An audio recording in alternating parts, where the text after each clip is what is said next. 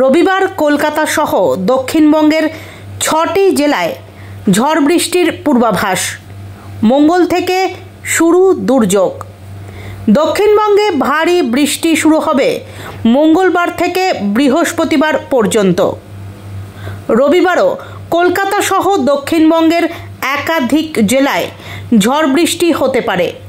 বিহারে নিম্নচাপ ক্রমশ শক্তি হারিয়ে উত্তর পশ্চিম দিকে খুব ধীরে এগোচ্ছে। দুটি অক্ষরেখা বিহারের ওপর দিয়ে বিস্তৃত।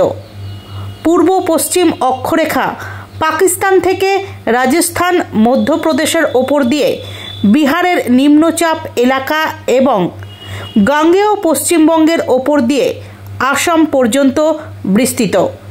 শনিবার বিকেল 4টে নাগাদ আলিপুর আবহাওয়া দফতরের পূর্বাঞ্চলের অধিকর্তা সোমনাথ দত্ত এই খবর জানান। তিনি আরও বলেন, তো আজকে দক্ষিণবঙ্গের পূর্ব মেদিনীপুর, দক্ষিণ 24 পরগনায় ফেয়ারলি ওয়াইডস্প্রেড রেনফল হওয়ার সম্ভাবনা আছে। বাকি জেলাগুলোতে স্ক্যাটার্ড রেনফল হওয়ার সম্ভাবনা আছে। উত্তরবঙ্গের সব জেলাতেই ফেয়ারলি ওয়াইডস্প্রেড রেনফল হওয়ার সম্ভাবনা আছে। আগামীকাল এবং তার পরের দিন অর্থাৎ 22 তারিখ 23 তারিখ এই দুদিন উত্তরবঙ্গের সব জেলাগুলোতে ওয়াইডস্প্রেড রেনফল হওয়ার সম্ভাবনা, আর দক্ষিণবঙ্গের সব জেলাগুলোতে ফেয়ারলি ওয়াইডস্প্রেড রেনফল হওয়ার সম্ভাবনা।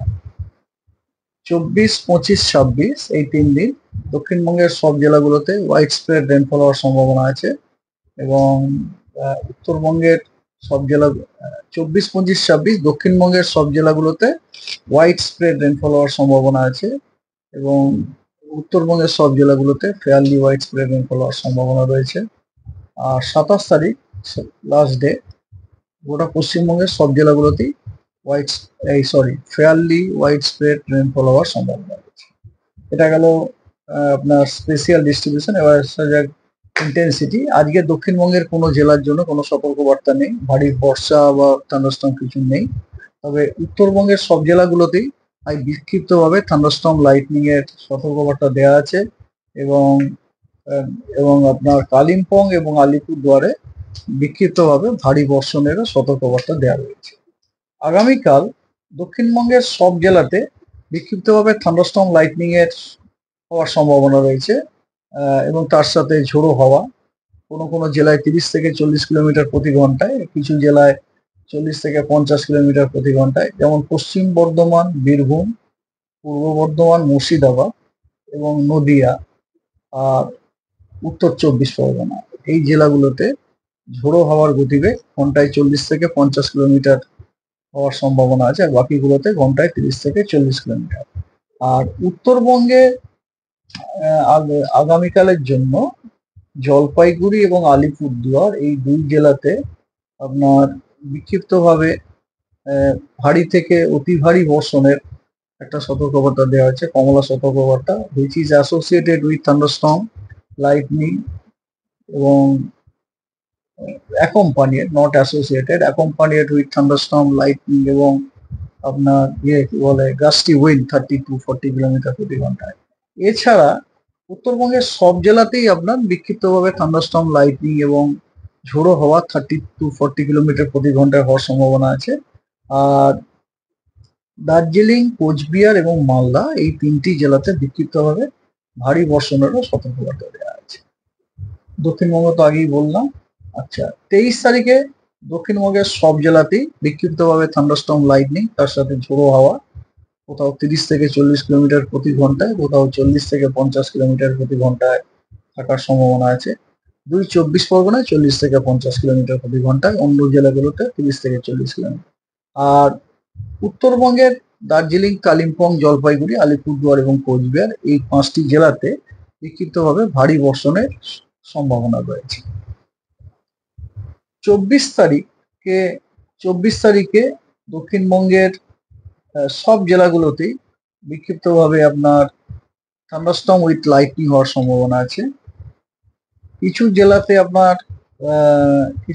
আপনার ভারী বর্ষণের সম্ভাবনা আছে বিক্ষিপ্তভাবে। সেই জেলাগুলো হলো পুরুলিয়া, বাঁকুড়া, ঝাড়গ্রাম, পশ্চিম এবং পূর্ব মেদিনীপুর এবং দক্ষিণ 24 পরগনা এই জেলাগুলোতে বিক্ষিপ্তভাবে ভারী বর্ষণ এবং ঝোড়ো হাওয়া 30 থেকে 40 কিলোমিটার প্রতি ঘন্টায় হওয়ারও সম্ভাবনা আছে along with thunderstorm with lightning. Okay, সেটা হচ্ছে 24 তারিখে। 25 তারিখে দক্ষিণবঙ্গের সব জেলাতে বিক্ষিপ্তভাবে থান্ডারস্টর্ম উইথ লাইটনিং হওয়ার সম্ভাবনা রয়েছে এবং কিছু জেলায় নেমলি পুরুলিয়া, বাঁকুড়া, ঝাড়গ্রাম, 2 মেদিনীপুর, তারপরে আপনার 24 পরগনা এবং হাওড়া, এই জেলাগুলোতে আপনার বিক্ষিপ্তভাবে ভারী বর্ষণ এবং তার সাথে ঝোড়ো হাওয়া 30 থেকে 40 কিলোমিটার প্রতি ঘন্টায় থাকারও সম্ভাবনা রয়েছে। তবে উত্তরবঙ্গে কোনো সতর্কবার্তা নেই। 26 তারিখে দক্ষিণবঙ্গের পশ্চিম বর্ধমান, পূর্ব বর্ধমান, পুরুলিয়া, বাঁকুড়া, ঝাড়গ্রাম এবং পশ্চিম মেদিনীপুর, এই জেলাগুলোতে বিক্ষিপ্তভাবে ভারী বর্ষণ হওয়ার সম্ভাবনা আছে। আর 27 তারিখের জন্য কোনো সতর্কবার্তা নেই। আর একটা জিনিস আপনারা অলরেডি ব্রিফিং এ কালকে পেয়েছেন কিনা জানি না, যে মোটামুটি আমাদের যে মোটামুটি আমরা বিভিন্ন রকম মডেল অ্যানালিসিস করে যেটা দেখেছি যে 26 তারিখে আপনার একটা সাইক্লোনিক সার্কুলেশন ফর্ম হতে পারে। Just a minute.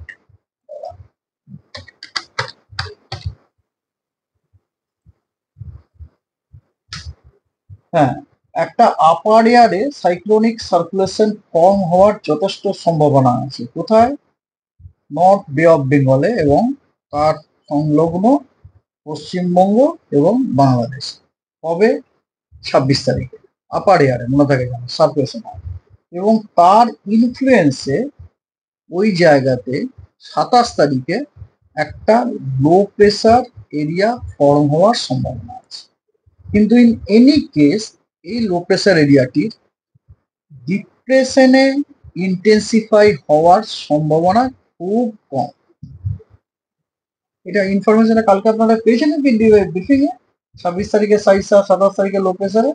না, ওখানে আসেনি। না, কেউ যদি এখানের মধ্যে কি কালকের ব্রিফিং এ? যাই হোক, কালকে আমি ব্রিফিং দিতে পারিনি, অন্য কাজে ব্যস্ত ছিলাম।